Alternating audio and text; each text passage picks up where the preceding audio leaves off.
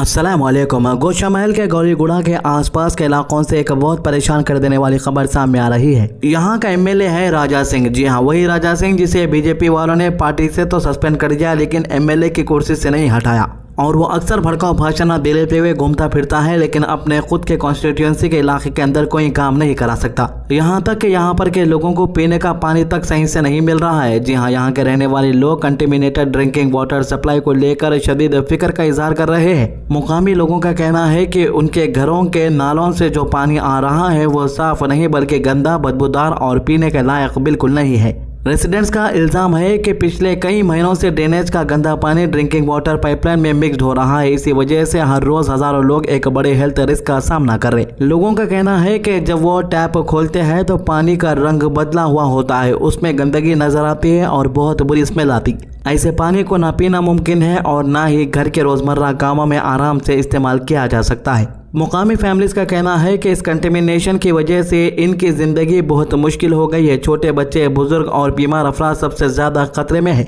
लोगों को डर है कि अगर ये मसला जल्द हल नहीं हुआ तो वाटर बॉर्न डिजीजेस जैसे टाइफाइड, डायरिया, वॉमिटिंग और स्टमक इन्फेक्शन फैल सकती है। कई घरों में लोग बॉटल्ड वाटर खरीदने पर मजबूर हो गए हैं, जिससे उन पर एक्स्ट्रा फाइनेंशियल बर्डन भी पड़ रहा है। रेसिडेंट्स ने यह भी बताया कि ये कोई नया मसला नहीं है। इनका कहना है कि कई मरतबा कंसर्न अथॉरिटीज को कंप्लेंट दी गई, कॉल्स किए गए और इशू को रिपोर्ट भी किया गया, लेकिन इतनी कंप्लेंट्स के बावजूद अभी तक कोई परमानेंट सोल्यूशन नजर नहीं आया। लोगों का इल्जाम है कि सिर्फ टेम्पररी अश्योरेंस दिए जाते हैं, लेकिन ग्राउंड पर कोई इफेक्टिव एक्शन नहीं लिया जाता। मुमकिन है कि कहीं अंडरग्राउंड पाइपलाइन डैमेज हो चुकी है या सेवर लाइन्स और वाटर पाइपलाइन से एक दूसरे के करीब होने की वजह से लीकेज हो रहा हो। अगर पाइपलाइंस में क्रैक या डैमेज है तो ड्रेनेज का गंदा पानी ड्रिंकिंग वाटर लाइन में एंटर कर सकता है, जो सीधा पब्लिक हेल्थ के लिए बहुत बड़ा डेंजर है। अब गोशा महल के लोगों ने HMWSSB और JHMC से जोरदार अपील की है कि इस इश्यू को सीरियस लिया जाए। इनका मुतालबा है कि कंसर्न ऑफिशियल्स फौरन एरिया का इंस्पेक्शन करें, कंटेमिनेशन की असल वजह का पता लगाए, डैमेज पाइपलाइंस को रिपेयर करें और जल्द से जल्द साफ और महफूज ड्रिंकिंग वाटर सप्लाई बहाल करें। रेसिडेंट्स का कहना है कि पानी बेसिक ज़रूरत है और साफ पानी हर शहरी का हक है। अगर लोगों को पीने के लिए भी सेफ वाटर ना मिले तो ये बहुत अफसोस की बात है। अब देखना ये होगा कि अथॉरिटीज़ कब तक एक्शन लेती है और गोशा महल के लोगों को इस संगीन मसले से कब निजात मिलती है। फिलहाल मकामी अवाम इंतजार कर रही है कि इनकी आवाज़ सुनी जाए और इस मसले का मुस्तकिल हल निकाला जाए। अब बात करें इस एरिया के एमएलए राजा सिंह की, तो वो सिर्फ फेस्टिवल के मौके पर यहाँ पर दिखता है। फेस्टिवल के मौकों पर जहाँ पर भी डेकोरेशन होता है वहाँ पर आके छोटी स्पीच दे देना और वहाँ पर से निकल जाना। बस ऐसा लगता है कि उसे बस भड़काऊ भाषण देने के लिए और स्पीचेस देने के लिए ही बनाया गया है एमएलए। आज तक कभी भी राजा सिंह को लोगों की बेसिक सहूलत के लिए काम करते हुए या बेसिक सहूलत के लिए आवाज उठाते हुए नहीं देखा गया है। इससे पहले भी गोशा महल के कई ज्यादा वीडियोस भी वायरल हुए थे। एक तरफ मोहरे का पानी सड़कों के ऊपर से बह रहा था, एक तरफ बारिश का पानी की वजह से लोगों को परेशानी हो रही थी, और अब जब लोगों को पीने का पानी तक सही नहीं मिल रहा इस इलाके से, तभी भी एमएलए गायब है। हैदराबाद में आवाम की हिफाजत को मजीद मजबूत बनाने के लिए हैदराबाद पुलिस ने चादरघाट पुलिस स्टेशन के हुदूद में एक अचानक सरप्राइज चेकिंग ड्राइव अंजाम दिया। ये चेकिंग चारशुमे के दिन की गई, जहां पुलिस टीम ने मुख्तलिफ इलाकों में सख्त निगरानी रहते हुए हॉस्टल्स, पान शॉप और सड़कों पर चलने वाली गाड़ियों की गहरी जांच की।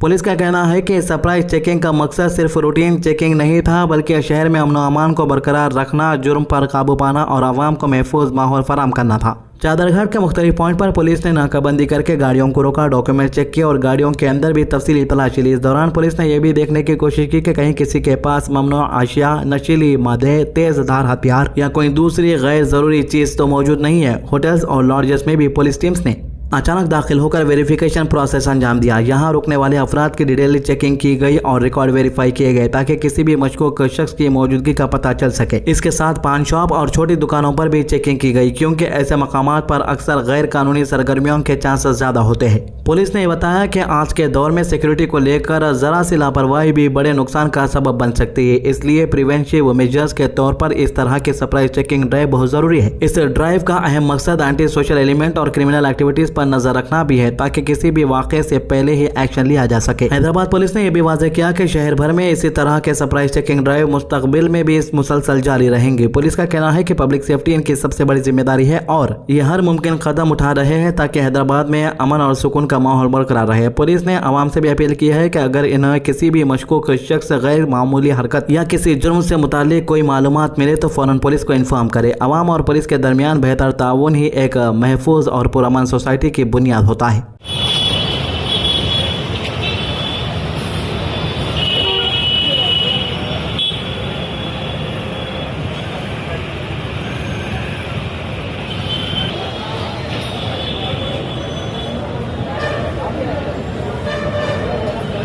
तो हैदराबाद में एक और बड़ी वारदात होने से पहले पुलिस ने उसे नाकाम बना दिया। कमिश्नर टास्क फोर्स के जुबली हिल्स जोन की टीम ने मैलरदेवपल्ली पुलिस स्टेशन के साथ मिलकर एक प्लान रॉबरी बिड को फाइल कर दिया। यह ऑपरेशन आज जुमेरात को मैलरदेवपल्ली के महफिल होटल के पास अंजाम दिया गया, जहां पुलिस ने 2 इंटरस्टेट ऑफेंडर्स को गिरफ्तार कर लिया। पुलिस के मुताबिक ये दोनों मुलजिम किसी बड़ी लूट या ऑर्गेनाइज्ड क्राइम को अंजाम देने की तैयारी में थे। पुलिस ने जब इन पर नजर रखी और मूवमेंट को क्लोजली मॉनिटर किया तब इन पर शक मजबूत हुआ। जैसे ही ऑफिसर्स ने टाइमली एक्शन लिया, दोनों मुलजिम को पकड़ लिया गया और इनके पास से खतरनाक असला बरामद हुआ। रिकवरी में 2 कंट्री मेड पिस्तौल मिले, साथ ही 7 जिंदा गोलियां भी बरामद की गई। इसके अलावा बैलेनो कार, 3 मोबाइल फोन और तकरीबन 5 लाख रुपए की प्रॉपर्टी भी पुलिस ने सीज कर ली। पुलिस इन्वेस्टिगेशन में सामने आया कि गिरफ्तार होने वालों में एक हैदराबाद का कार डीलर भी शामिल है, जबकि दूसरा महाराष्ट्र के नांदेड़ का रहने वाला बताया जा रहा। दोनों का क्रिमिनल बैकग्राउंड भी काफी सीरियस है। पुलिस रिकॉर्ड के मुताबिक इन पर पहले से कर्नाटका, महाराष्ट्र और तेलंगाना में कई क्रिमिनल केसेस दर्ज है। ये बात इस केस को और भी सेंसिटिव बना देती है, क्योंकि ये सिर्फ आम चोर नहीं बल्कि हैबिचुअल ऑफेंडर्स लग रहे। ये मुलजिम शहर में फायरआर्म्स के साथ घूम रहे थे और किसी ऑर्गेनाइज्ड क्राइम को अंजाम देने का प्लान बना चुके थे। इनिशियल इंक्वायरी से अंदाजा लगाया गया कि ये लोग किसी टारगेट को पहले से आइडेंटिफाई कर चुके थे। अगर पुलिस वक्त पर एक्शन न लेती तो शहर में एक बड़ी क्रिमिनल इंसिडेंट देखने को मिल सकती थी।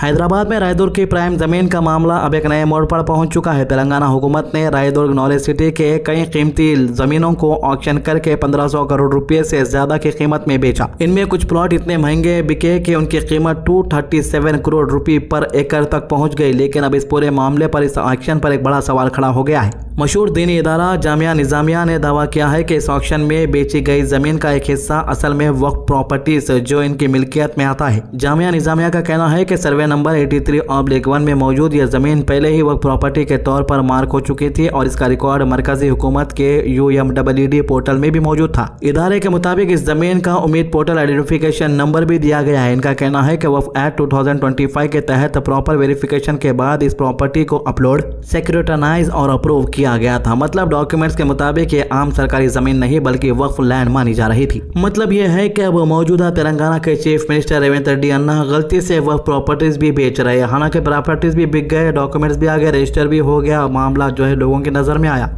लीगल एक्सपर्ट्स का मानना है कि अगर वक्फ बोर्ड ये साबित कर देता है कि ऑक्शन से पहले ये जमीन ऑफिशियली वो प्रॉपर्टीज वेरीफाई और अप्रूव हो चुकी थी, तो फिर तेलंगाना IIC और रेवेन्यू अथॉरिटीज के खिलाफ सख्त लीगल एक्शन लिया जा सकता है। इसमें ऑक्शन कैंसिल होने से लेकर जिम्मेदार ऑफिसर पर अकाउंटेबिलिटी तक के ऑप्शन मौजूद हो सकते हैं। तो ये थे मामलों के अभी तक के अपडेट। हमारे चैनल को सब्सक्राइब कीजिए, वीडियोस को ज्यादा से ज्यादा शेयर कीजिए। अल्लाह हाफिज।